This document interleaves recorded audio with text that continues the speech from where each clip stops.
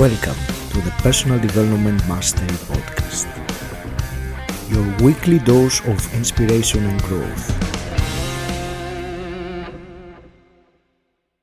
Welcome to the Personal Development Mastery Podcast. Today I have the real pleasure to be speaking with an amazing person. He is a fellow podcaster, and as a matter of fact, he interviewed me for his podcast a few months back. He runs the Lucky Titan podcast, which has over 60 episodes so far, if I'm not mistaken, and one of the people that he interviewed was none other than John Lee Dumas. He is also a keynote speaker, and he has worked with over 400 companies, helping them to monetize and scale their audience. So, Tapp, welcome to the show. It's a real pleasure to have you here. Yeah, thank you so much. Glad to be here. It's amazing. Thank you, Josh. And I want to start just by asking you to give us a little bit of your background. And mainly, I want you to give us one or two of your key defining moments in terms of personal development in your story, making you on your way to becoming who you are at the moment. Yeah, great question. Well, so I think one of the first defining moments for me in my life, when I was 19, I actually went and I moved to Mexico, to kind of a poverty-stricken area of Mexico, and lived there for 2 years. Doing service. It was a mission for my church. It was a really amazing experience because I got the opportunity to also be a leader over the area. And that was kind of the first time I was ever exposed to working in a group setting and actually leading people. And for me, it really opened my eyes to the true form of leadership, especially in this case, because everybody there was serving. They weren't being paid for it. So it wasn't like a business manager situation, but that was really one of the first exposures I had ever had to leadership. But it was also my first exposure to true poverty and seeing, people living in cardboard boxes, basically, with their families, but they'd still manage to have a 40-inch plasma screen. Explain that to me. But but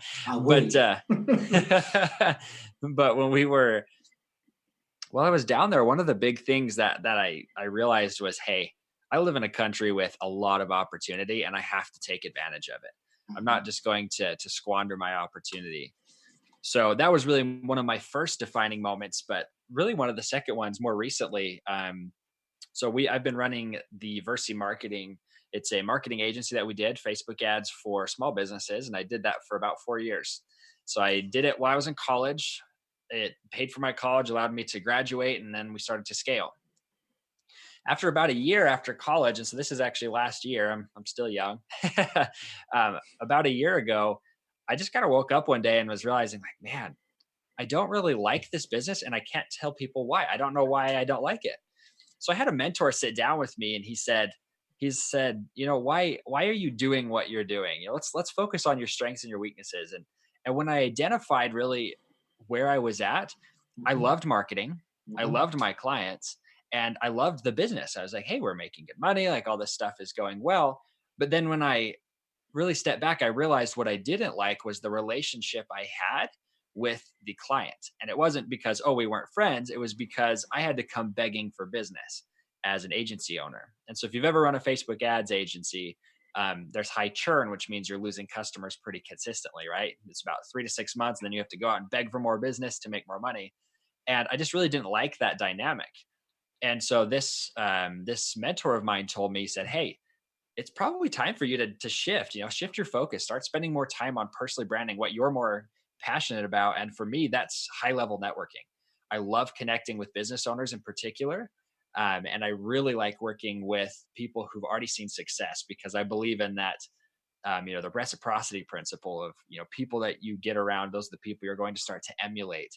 And so what we decided to do, and this was one of those big turning points for us, is I actually sold off most of the company. So I'm just a silent partner in it now. And we took a huge pay cut. And, when I'm married, I don't have kids, but I still had a lot of risk on that. Our lifestyle had to just completely pause for a minute while we decided to restart and kind of get ourselves going with this new business. But when we made that transition, within 2 months, we had already surpassed the income that we were making in that company that took me 4 years to build. And it was because people were coming to me with their wallets wide open, because I was truly serving the audience that I wanted to serve, and that I feel like I was kind of uniquely qualified to serve because I was one of them. Mhm. And so that was really a huge transformational moment for us. That's great. You said earlier about the big plasma TVs in poverty. It just reminded me of that phrase that poor people have big TVs, rich Yeah, people have big libraries. So it's it's that kind is of true. it's a consequence, I think. Can you tell me? I just wanted to ask because of what you just said in terms of mindset regarding money. Have you got any comment? I mean, would you say that it is an abundance mindset you have regarding money? I would say I am still actually working on that. So I Okay. actually grew up in a family, we were not super well off. And but my dad was an entrepreneur, and so he had his ups and his downs. We had times where we were doing very well. We had times where we were like barely breaking even. Mhm. And one of the things that my dad taught me well that I really appreciated was how how easy it is to accrue money if you're willing to learn, if you're willing to educate yourself. Okay. And I would say for me, really, one of the big lessons I learned was that everybody has kind of their money view. Some people view it as the monster, they're running away from it. Mhm. Some people see it as like super hard to get, right? They're like, oh, it's like that poverty mentality, and then the abundance mentality, like you're talking about. I think a lot of people don't realize there's multiple ways to have an abundance mentality. And one of them that I really like is it's money as a means. So instead of thinking, okay, oh, I'm spending this money, you're saying, how can I invest this money? Um, in the United States, we spend a lot of time saying, hey, you've got to buy a house, you've got to buy a house, you've got to buy a house. And I still rent. We make a Mhm. good living, but we rent because I don't want to have to deal with all of the costs associated with it.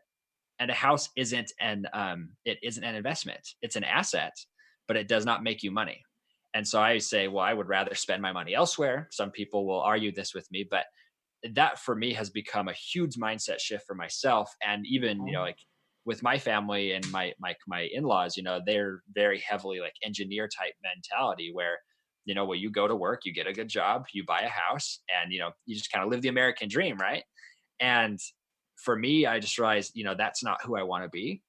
So I Mhm. said, okay, let's start by we're just going to rent. And I can tell you right now, we just had our water heater went out, and it's freezing here where we're at currently. It's like 0 degrees Fahrenheit here, Mhm. and very cold in January and February. But I didn't have to pay a single dime. Our landlord fixed it for us, and I didn't even have to spend a dime. And that was one of those moments where I was like, I'm glad I rent. Sure. Thank you. I understand that. And I think it's Robert Kiyosaki in the Rich Dad Poor Dad that states that your house is not an asset, it's a liability. And this is really a big conversation. And I rent as well. The thing is that at the moment this makes complete sense, but if you project 20 years in the future and look back into here this time, it might look in a different way. Of course, it still doesn't put money in your pocket, but you pay money anyway, either for your rent or towards the mortgage of the house that you live in. So Yeah. it's different when you look at ahead 10, 20 years ahead, which is not always easy to look like that. Yeah. Well, uh, and I think one of the things that a lot of people run into, and I know the house is just one example, but Of course. I think the reason why a lot of people are so concerned about owning their house, and oh, you're just throwing money away. But the reality is for me, I'm buying time by not buying a house, right? And yes, I am. I mean, our rent's like 1,200 a month, right? So we're throwing that money away. But I'm not having that poverty mentality of like, well, if I don't buy this house, I'm never going to have anything in life. If you're living your life saying, hey, I'm willing to take risks like renting, right?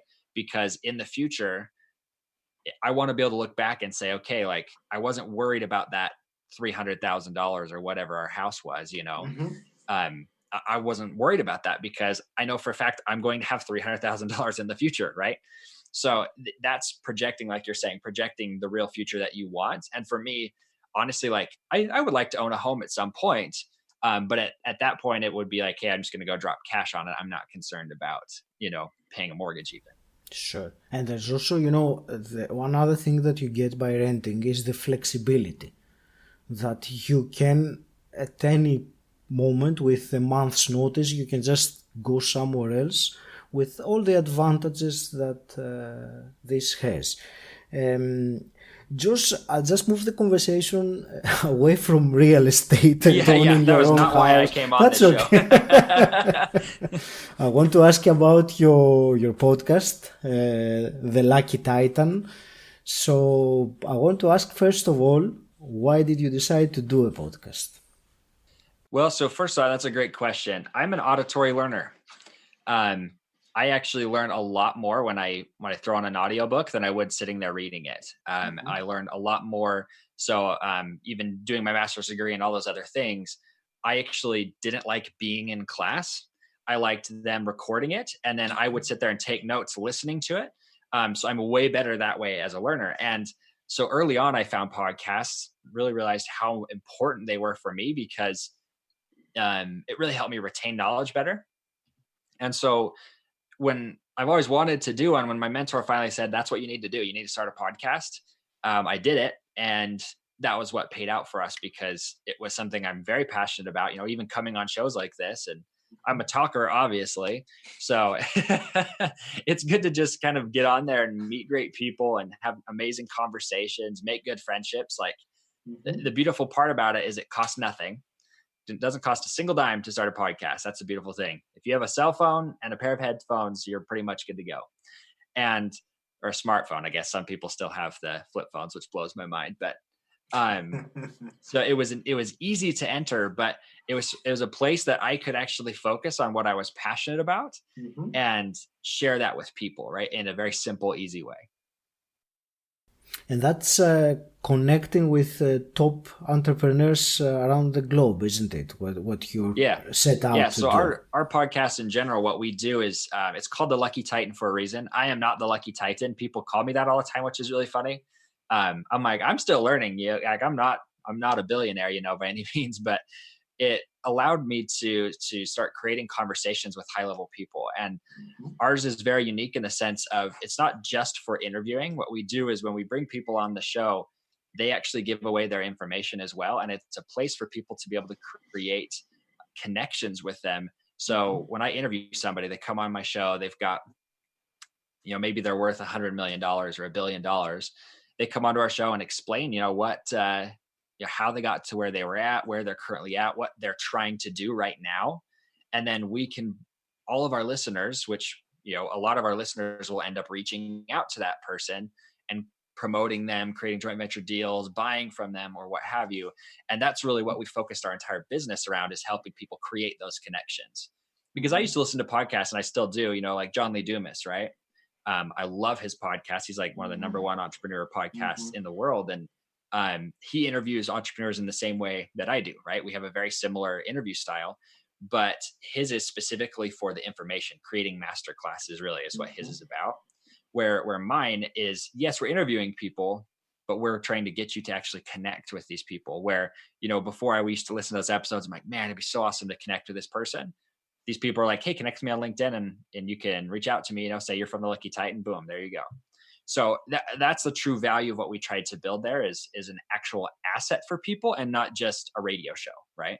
No, I understand what you mean and I appreciate it. And what you said about, being around a peer group of high-level people, connecting with them, it's very important. And for me, because my podcast is slightly different, so it's not about entrepreneurship as such or about business. Obviously it is a part of it, but the stripping it down, it is about personal development and how people can go beyond the level that they are in their life, in their way of thinking and habits and anything else, to the next level. So it's and of course that entails so many different aspects, but the bottom line is that again, when you have people like you, or people that are sharing the knowledge and how they became what they are and how they reached that level, that always serves some audience. Some people will look into that and say, wow, okay, this makes sense, I would love to do this. It's not everything for everyone, but for me, as long as someone finds a piece of value, one specific actionable item they can take and implement and improve their life, that's for me, I think my purpose Yeah. is attained in the podcast. Yeah. Just I wanted to ask you, since you are a fellow podcaster with a successful podcast, very generally, let's say someone who listens to this wants to start a podcast. Yeah. It's a general question, of course, but I want you to share any tips. What would your advice be based on your experience? Yeah. Well, so, that's actually our audience that we work with, are podcasters. So we have over 4,000 podcasters in our audience that we're, providing resources for and everything. And having worked with, over 400 people in that sector, there's kind of a model that works better than pretty much any other model. And it's the one you're employing, Agi. You can have episodes where it's yourself just sharing your mind, but the best podcasts are where you get multiple personalities on a podcast, right? That's where you're interviewing somebody. Because sometimes people might not relate with you as much as the host, right? I mean, I know I'm kind of polar. I'm very opinionated in a lot of things, and I think sometimes that turns people away, but it also attracts the people. So those people that might have turned away, I might bring a guest on that they just love, and so they'll listen to the guests more than me, which is what I'm more interested in. And so for somebody looking to start, no matter what you're trying to do, it's very important to bring on people onto your show, to not just do a solo podcast where you're sharing your own thoughts, because it's not about making money. Podcasting really doesn't make you a lot of money. But if you have a business that's tied to the podcast, it allows you to, your guests that you can bring on could be potential customers or potential partners for you, where you could, have them promote you on their podcast or on their platform, email list, whatever. But where this is mostly for, I'm not going to go into the money side of things, for, just because your audience is more about the personal development. This will allow you to start to learn more about your subject instead of just sharing your limited knowledge. Even if you're very smart in something, you have a PhD in the area that you're teaching, you're going to learn so much by bringing other people on the show, and you'll just get better and better and better. And I don't know, for me, I learned so much about business from my podcast. Like, there's so many benefits to running a podcast. I could go on for days about why that over any other channel is the best place to go.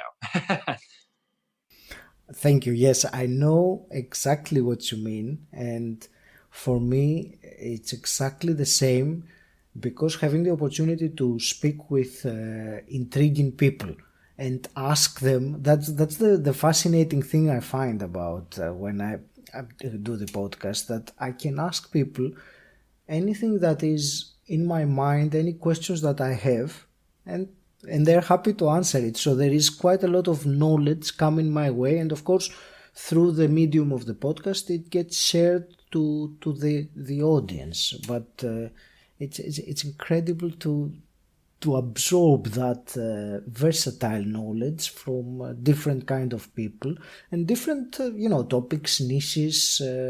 Could be business, could be personal development, could be anything at all, really. Yeah.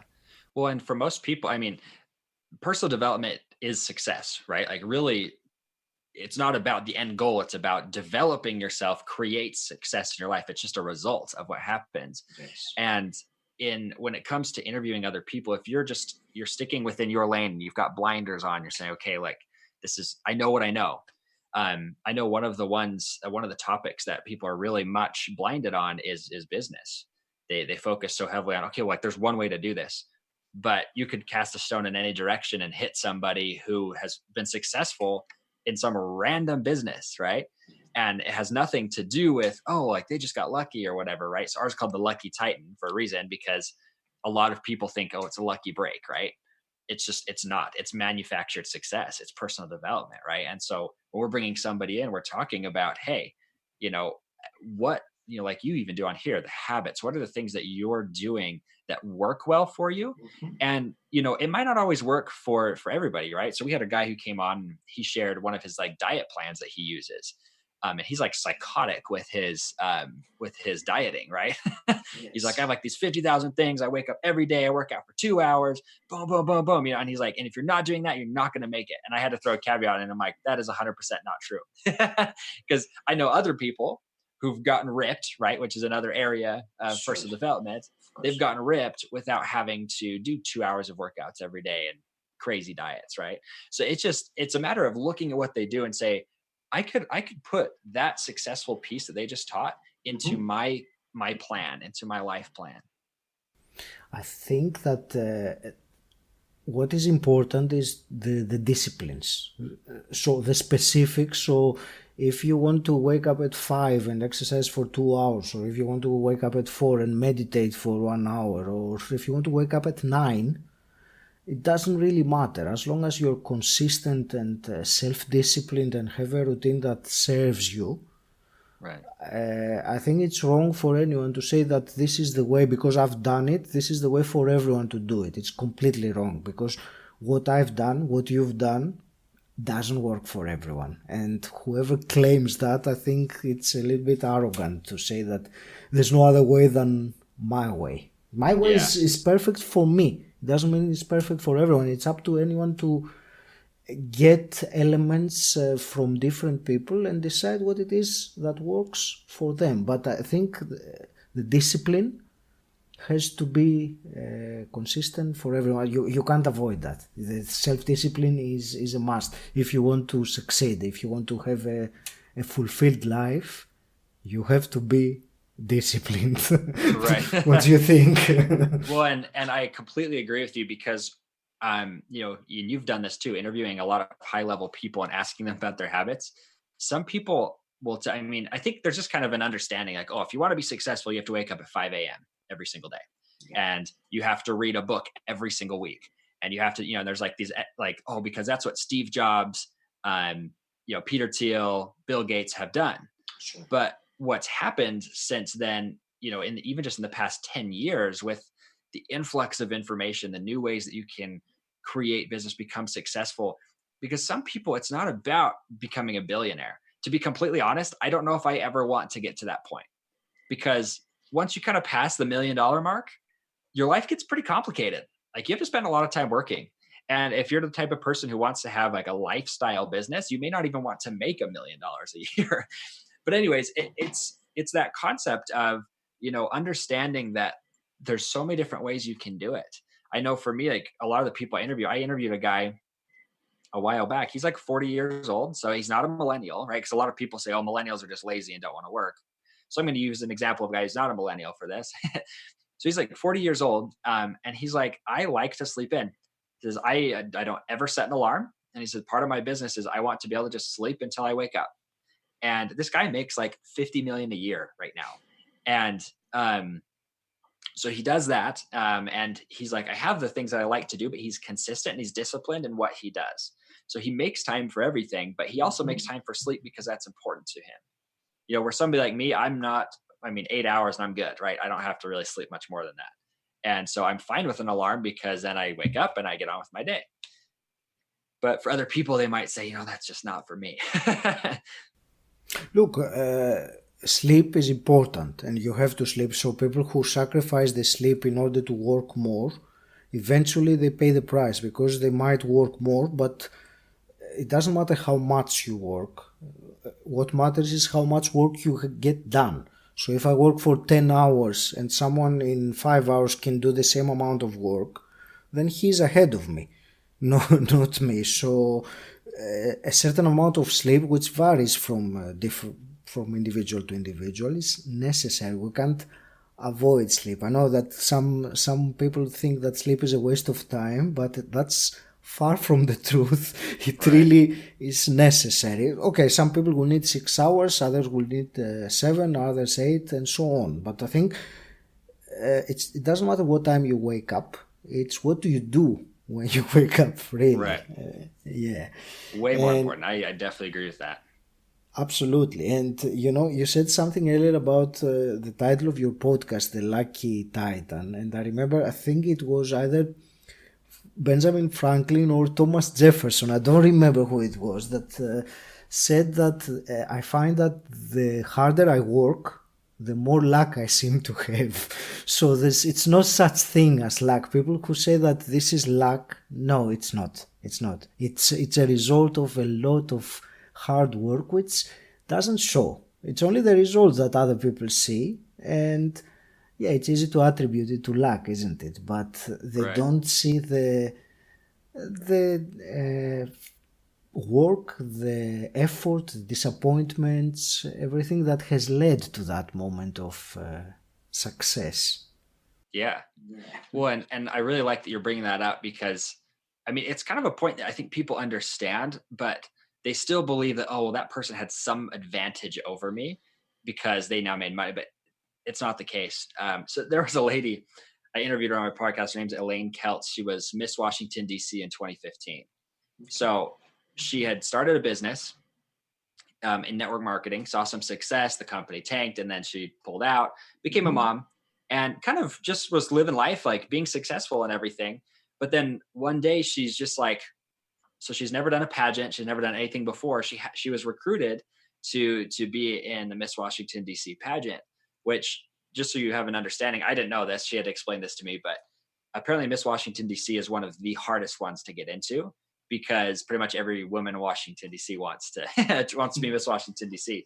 Okay. But she just got recruited off the street and decided to do it, and then won year one. And we were talking about this concept of luck because she's had that. She's had a couple other business things. She now runs the Better Business Bureau podcast, which is a huge deal in the US. She's had multiple different businesses that have just taken off. And we were talking about that concept of luck. And she says, a lot of people are like waiting for the door to open, right? Or they're looking for that right door. And she says, I don't believe that there is a right door. She says, what you need to do is get yourself in a hallway that just has a lot of doors and just start kicking them in. And I love that analogy because, I mean, that's the story of my life with this, because you don't just get to meet a millionaire, and you're the same way. You don't just get to walk down the street and meet a millionaire and they all of a sudden want to work with you, right? Or you don't get to, like, if you're the fitness industry, you don't all of a sudden like just become a bodybuilder, right? But if you're walking down a hallway that has a ton of doors. So for us, I was like, hey, I can open a lot of doors with the podcast. So we created a lot of doors and we started kicking them down. And from that, we've been able to get super high level relationships with people and partnerships with people that I would never have been able to reach without creating that hallway. And I love that example in any area of your life, because if you're trying to achieve something or hit a lucky break in anything, in any area of your life, you have to be in a hallway with a lot of doors, because like we just mentioned earlier, there's just so many ways you can succeed. You just have to open the doors. Kick them in. That's true. Josh, I wanted to ask you something slightly different, and that's mastermind groups. So I want your take on it. How have mastermind groups helped you? What do you think? What do you think of them, really? Yeah. Well, so you and I are both friends with Dean Graziosi, Tony Robbins, right? They're doing that launch today, actually. So this will probably be live later, but you missed it. I'm sorry. hopefully Haggis reached out to you on it. But one of the things that happened during my transition a year ago was I attended a training with Dean Graziosi, Tony Robbins, training on what a mastermind was. And a lot of people don't understand the value of it until you actually attend one. Yes. So the concept of a mastermind, it's really not very complicated, but for some reason it confuses people. But the point of getting together in a mastermind is you get anywhere from 5 to 25 people in a room discussing really what's working and what's not working in a certain area of their life. And your whole goal is to get feedback from other successful people or other people who are going through challenges like you. One of the greatest ways to explain this is with business, because if you come in and you say, okay, like I'm mildly successful. So like our mastermind that we run, we bring in, most people in our masterminds make 6 figures to 7 figures. They come into our mastermind, and they're usually stuck at some point. They've got some obstacle, but they've also had a lot of success, and they're all in such diverse areas. It's really cool because we'll put 10 people is about what we do in a room. And every single time somebody comes into this room with their problem, it gets solved in a way that they had no idea even existed. So because we come in with our preconceptions of, oh, I'm having this obstacle and I don't know why I can't overcome it. And then you have a guy who talks about funnels, and you have a guy who talks about e-commerce. You have a guy who talks about something else, a lady's talking about fitness or whatever, and doing all of those. They all have different takes. They've already overcome the obstacle that you're trying to overcome in your life. And that's the power of it is, the concept is, if you have one mind, you have one mind working on the concept. But if you have two people in a room, you actually have three minds. You have yours, you have the person you're working with, and then you have a third brain that gets created, which is called the mastermind. And it just becomes exponentially greater when you have about 10 people in a room. And I know, Agi, I think you run your own, don't you? You do masterminds as well. Yes, I do. What you said about the third mind, that is the mastermind, is what Napoleon Hill in his book Think and Grow Rich referred to as the infinite intelligence. So you tap into an intelligence that is beyond yours and mine. So I'm not going to go into spirituality in this conversation, but there is indeed, in a mastermind, there is, you tap into something more than the individual intelligence of the people who are there. And something you said earlier about people having their own problems and they don't know how to deal with them. We don't know what we don't know, but other people do. So connecting with other people that can help us, and the mastermind is a perfect way when it's properly organized, like you and me know very well because we've done the Knowledge Broker Blueprint course. As a matter of fact, that was going to be my next question, because you already mentioned that tonight, later today, is the launch of the 2.0 version of the Knowledge Broker Blueprint, which is a massive course by Tony Robbins. Graziosi has created a movement about promoting self-education. So I just wanted quickly to ask you how you have personally benefited from the course, and what do you expect from the launch of the second version, and what do you think ahead of this movement? Great questions. I mean, so last year there were over 200,000 people who came to the webinar for these guys. That is unheard of. I mean, I think the next closest one ever in existence was like 25,000 people came to a mastermind or to a webinar, excuse me. And so they literally just disrupted that whole model, saying we have over 200,000 people. And if you think about that, just so you have an understanding, I live in a city of about 200,000 people. So they got our entire city to show up to this, right? Yeah.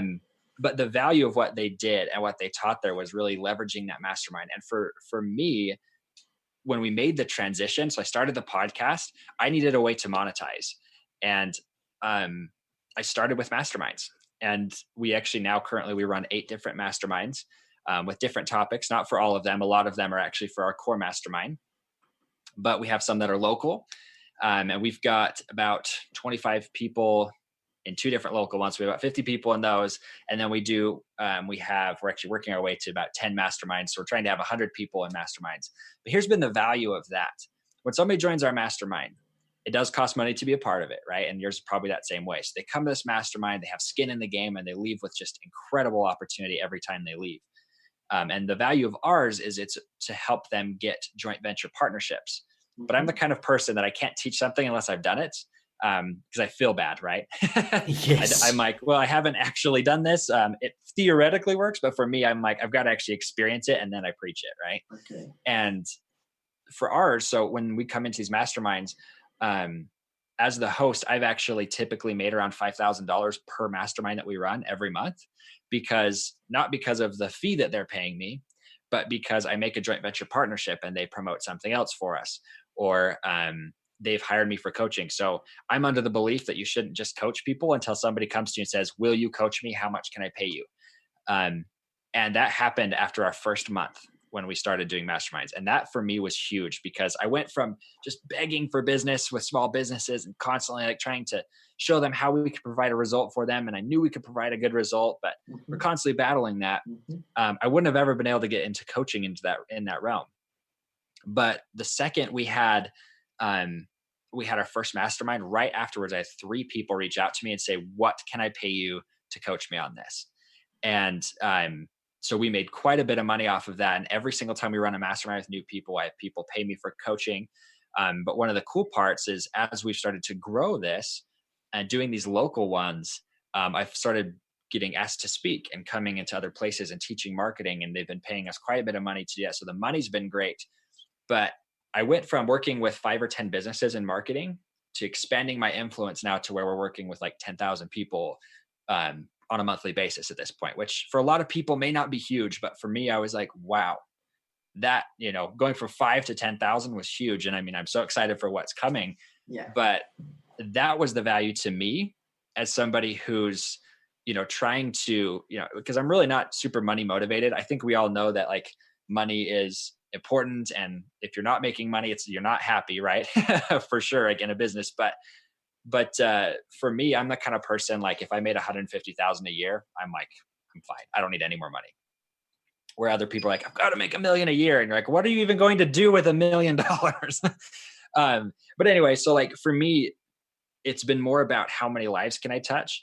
And our goal in our company with the Lucky Titan is we want to help over 10,000 entrepreneurs to get an audience of 1,000 raving fans. So they can create this in their own business, because that influence just starts to grow and reach. And you start to, and this is what Tony and Dean are doing. This is why I love what they're promoting. They're really creating the ripple effect in all these businesses, helping really just change the way the world thinks about education, and that's something that's so deep seated in everybody, being somebody who's done the formal education, I love it.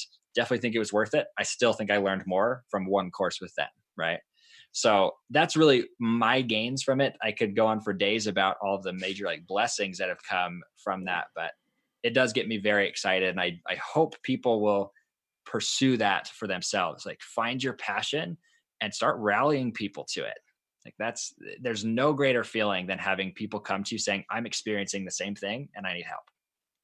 Absolutely. I love it. I love what you're saying. And I will completely relate to that, because I've been to university twice. I've done my bachelor's, I've done a master's degree, and I gained quite a lot of knowledge, but the self-education and the personal development was what made me the person I am today, not what I got in the university. And that's something that the Knowledge Broker Blueprint, the course by Tony and Dean, really helps with that, because it's also the mindset, some things that we were never taught at school or at university, how to think, how to cope with your emotions, all those things that lead to a fulfilled life. Because I think for me, that's the bottom line. It doesn't matter how much money I have. It could be 1 million or 1 billion. What do I care about that if my life is miserable? So if my life is fulfilled, then that's the most important thing. Yes, please. Oh, I was just going to say the value, and just to support your point, I mean, the value of the mastermind is you're going to see even more than the financial reward. If you did a mastermind, you almost become the role of like a counselor in a sense. Like that same reward comes to you because you're literally helping them solve something that is killing them, no matter what area you're in. You could literally be talking about business or leadership or health or whatever. It's always a value. But anyways, you can carry on. No, that's great. I wanted to ask, you mentioned something about people coming to you for coaching when you started doing. Did you have any coaching experience beforehand, or did you just start when people approached you and asked you? So that was the first time I had never actually done coaching outside of when I mentioned in the very beginning, right? When I coached groups of people who were serving in Mexico. But this was the first time I had ever been paid to coach, because people typically, we did a done for you service where we'd come in and build marketing for them. But now, I mean, we literally have, I think, 25 clients right now who pay us for coaching with me and my team. Okay. Which was huge. Yeah. Amazing. Josh, thank you. I want to ask you some quick fire questions as Let's well. do it. All right. So, quickly tell me, what does personal development mean to you? It means the pursuit of success, the pursuit of excellence in every area of your life. Awesome. And let's say you could go back in time and meet your, let's say, 18-year-old self. What's the one piece of advice you would give him? The number one thing I would say is take risks. A lot of people have a lot of preconceptions about risk, and it's scary and hard. But for me, it's just a matter of taking more risks. If you failed, do 5 more risks, and then you'll succeed. Is that what people say, calculated risks? Or, right. Okay. Yeah. Don't just go and answer phone calls from random salesmen, right? Don't give them your social security number. That's great. Let's say you had a magic wand and you could change something in the world as it is today. What would you change? Honestly, I think I would change the doubt that people have in themselves. Self-doubt, impostor syndrome. There are so many people who have just the most incredible messages who are being stifled by feeling like, well, who am I? Am I the type of person who should be doing this? And I say to you, yes. Doesn't matter who you are, how dumb you are. If you have something cool to say, you need to say it. It's funny because when you just mentioned about the impostor syndrome, it's you know what it reminds me of, don't you? When it was the title of my podcast episode with you. It was that's right. about overcoming the impostor syndrome, and that's why I brought you on. You are my magic wand. many people suffer from self-doubt, and I think that's it's if people could get over that, or at least make a step ahead of that, that would make a massive difference. Josh, any aha moment that you had over the last year or so that you would like to share with us? I mean, I think I've shared one of my biggest ones, but I think another big aha for me was I need to limit my work to a certain amount of hours. Instead of focusing so heavily on like, I've just got to get everything done. If you put a time frame on yourself and you say, okay, I will be done at 5 p.m. or 6 p.m. every single day, that has created a lot more happiness in my life. And honestly, I thought it would hit me financially, but it's because I'm narrowing my hours down as an entrepreneur. It's allowed me to actually be more potent, choose what I need to work on, which tasks are most important, and cast the rest aside or give them to somebody else. So that was one of my biggest ones recently. Absolutely. I think we touched upon that earlier when we said about it's not how many hours you work, because life is more than work. You can work 24 hours, but you won't be fulfilled. You will be miserable. Your personal life will suffer, won't it? Josh, is there any big lesson, similar to the previous question, any major lesson that you've learned the last months that you wanted to share for people to avoid? I mean, one of the biggest things to avoid for most people, especially if you're looking to start growing your influence, is getting stuck in numbers. Okay. I'm going to illustrate this with a story. So we worked with a guy. He had over 200,000 people on his list. We went to make a sale and we're like all pumped up because we're like, hey, we're probably going to pull out 500 sales out of this. Crickets, nothing, zero, right?